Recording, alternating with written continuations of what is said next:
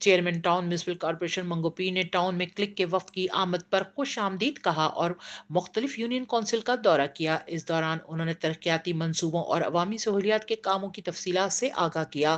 دیگر ترقیاتی کاموں کے حوالے سے تفصیلی بریفنگ دی۔ انہوں نے کہا کہ منگو پیر کے عوام کو بنیادی سہولیات کی فراہمی ان کی اولین ترجیح ہے اور اس کے لیے تمام ممکنہ وسائل بروئے کار لائے جا رہے ہیں، مگر سندھ گورنمنٹ اور کلک کے بغیر میگا ترقیاتی منصوبے مکمل نہیں ہو سکتے۔ چیئرمین مختلف یونین کونسلز کے مقامی رہنماؤں کو بھی شامل کیا اور ان سے علاقے کے مسائل کے بارے میں معلومات حاصل کی۔ انہوں نے اس عزم کا اظہار کیا کہ منگو پیر کو ایک مثالی ٹاؤن بنایا جائے گا جہاں عوام کو تمام بنیادی سہولیات بآسانی دستیاب ہوں گی۔